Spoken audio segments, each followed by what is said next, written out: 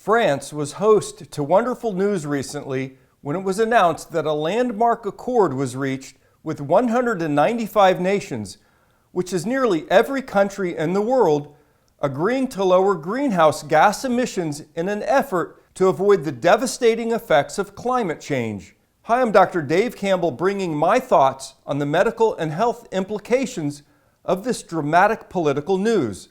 This agreement has been years in the works. Now both rich and poor countries and all those in between are pledging commitment to processes which will lower atmospheric pollution from greenhouse gases. Stripping away the political discourse, whether you even believe in climate change or not, and the economic impact of climate change leaves the medical and health problems created as a result of excess production of carbon-based gases from human activity. That happens. You keep hearing about greenhouse gases, and unless you have a greenhouse, and even if you do, you may not know what that term means.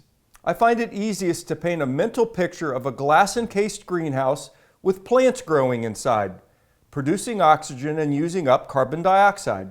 The air in the greenhouse includes water vapor, carbon dioxide, methane, and other components. When fossil fuels are used to run cars or power electrical generating plants, they burn up and in the process create byproducts of combustion, like carbon dioxide, carbon monoxide, and some sulfur gases and other toxic fumes. The atmosphere of Earth is like a big greenhouse, with the energy from the sun and the mass of the land and sea combining to affect the air we breathe and the temperature of the atmosphere. Just like the food we eat impacts our health, the greenhouse gases we stuff into our atmosphere affects the warmth and the health of our planet.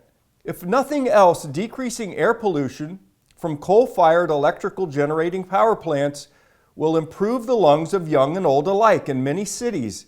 Those with asthma, chronic obstructive pulmonary disease, have way more difficulty breathing on bad air days. Even those with normal lungs have itchy eyes, difficulty with exertion, and generally feel worse when the air is full of particulate material and extra greenhouse gases. But the widespread effect of greenhouse gases on the world at large are the bigger picture when considering the scope of climate change.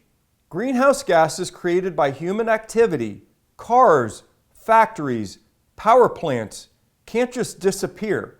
While the Earth does have the ability to clean itself up, human activity has been overwhelming the self-cleaning mechanisms of our worldwide industrial societies.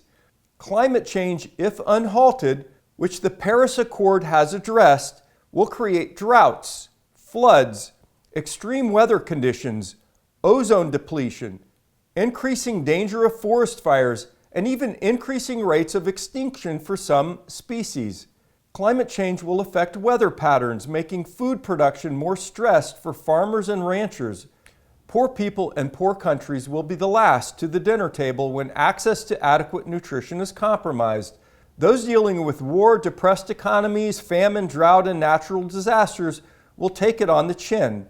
It goes without saying that nutrition and adequate food supply is integral to optimal health. Poor or inadequate food supplies with resultant malnutrition or starvation as a result of the global effects of climate change will have medical and health implications for millions of people into the future. It will not just be farmers and ranchers dealing with unpredictable weather on dry land. Melting ice sheets and atmospheric changes from climate change is already affecting coastal sea levels, and I expect will have a ripple effect on fishing fleets and coastal fisheries like shellfish, and even my favorite, Florida lobster. Eat more fish, eat less red meat, eat less processed foods, eat more veggies and fresh fruits, nuts and berries. You've heard those 1,000 times.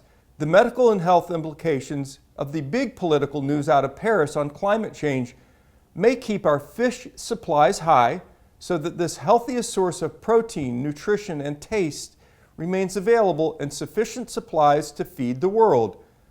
The global spread of infectious diseases is implicated as one of the adverse effects on human health of climate change by the World Health Organization. Ticks love warm weather. Lyme disease loves ticks.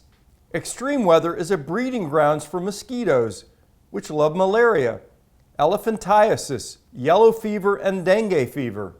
Tuberculosis and parasites thrive in weather changes that go hand in hand with human activity-induced climate change. Here in Florida and elsewhere where the oceans are warm, we must deal with red tides caused by toxic algae blooms.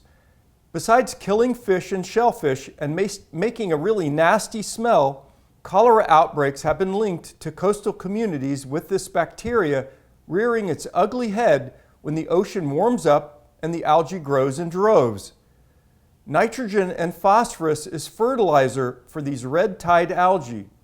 Nitrogen and phosphorus are what make up fertilizer for farms. Warm up the ocean with greenhouse gases, add fertilizer, and bam, red tides bloom. The delicate balance of the world's ecosystems create medical and health consequences for people when they go out of whack because of human activity-induced changes in the climate. A warming Earth with extra greenhouse gases trapping heat, melting ice, and changing weather patterns puts stress on all of our human efforts to survive and thrive on this planet.